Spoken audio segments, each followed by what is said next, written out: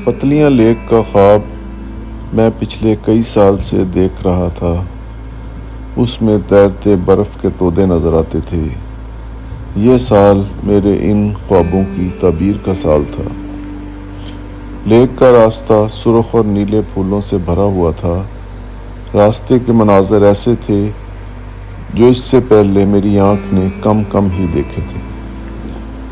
आज इस सफ़र को करने के बाद भी लगता है कि ये महज एक इख्तरा थी, तख़य्युल की करिश्मा साजी थी जिसका हकीकत से कोई ताल्लुक़ नहीं।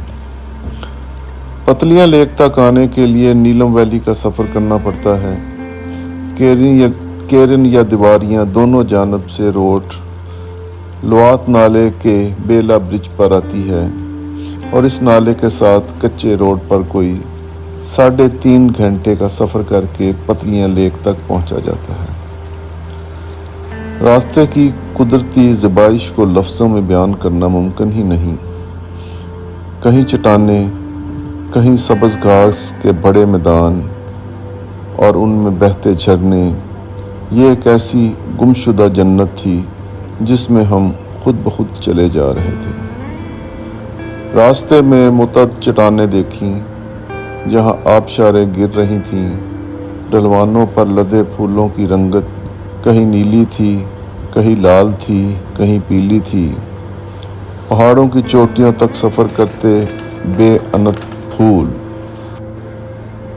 दौरान सफ़र चरवाहों की चंद मुख्तसर बस्तियां नज़र आईं।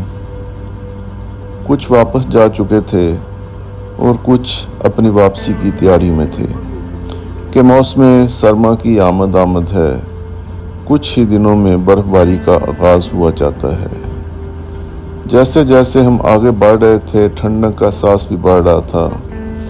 जहाँ दाएं जानब पहाड़ों की ढलानों पर फूल ही फूल थे, वहाँ बाएं जानब पारा सिफ्त बहता पानी, जिसके किनारों पर बड़ी बड़ी चरागाहें थीं। दूर तक एक सहरंगेज़ मंजर फैला हुआ था जिसने हमें दीवाना सा कर दिया था।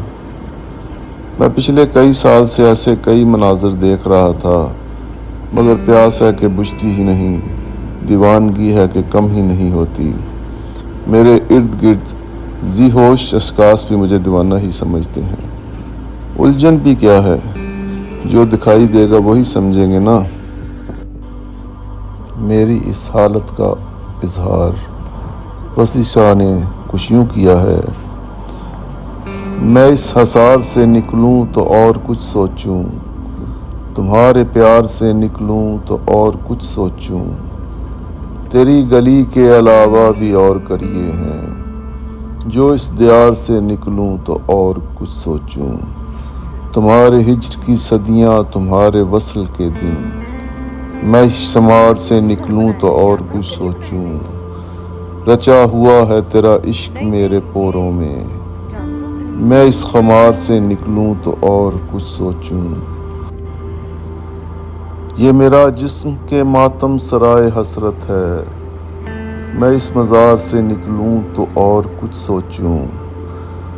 ये मुझ में कौन मेरे दिन रात संभालता है, इस इख्तियार से निकलूं तो और कुछ सोचूं। तुम्हारे जिस्म की खुशबू ने कर दिया मसरूर, इस आबशार से निकलूं तो और कुछ सोचूं। ये बेकरारी मेरी रूह का उजाला है, मैं इस करार से निकलूं तो और कुछ सोचूं।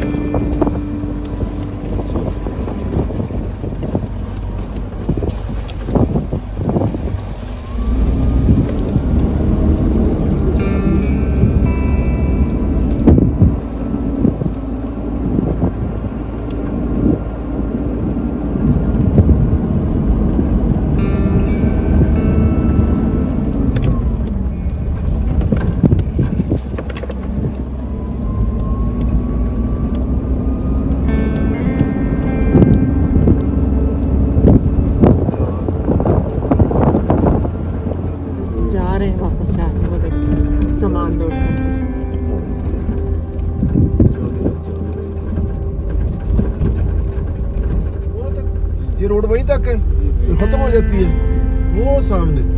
गाड़ी टर्न करने की जगह है। हाँ गाड़ी टर्न चले वहाँ पे जा रहे हैं। अस्सलाम वालेकुम। वो गुलफाम के रिश्तेदार हैं आप? वो लोन इसके जिंदा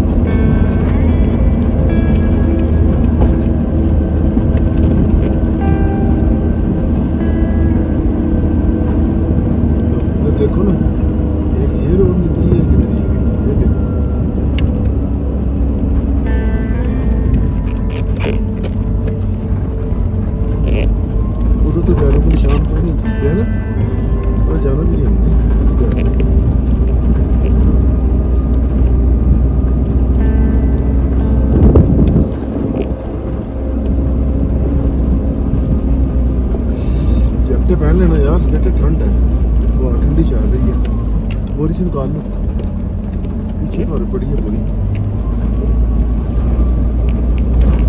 मिरिंडा की बोतल ही पीनी है हमने।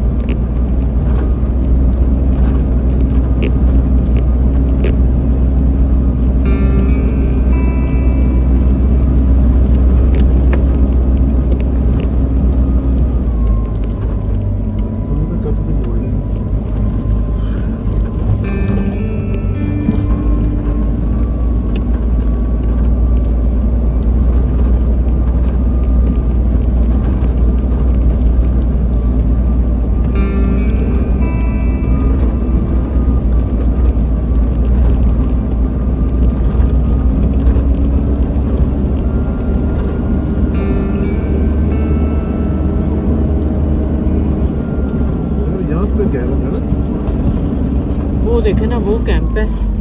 यहाँ तक कह रहा था, मेरा अपना अंदाजा है। हाँ बेटे तो थोड़ा चेक करोगे ऊपर। जाहिर है ऊपर बारीक है ना, फिर यहाँ पे तो थोड़ा सा है चौक।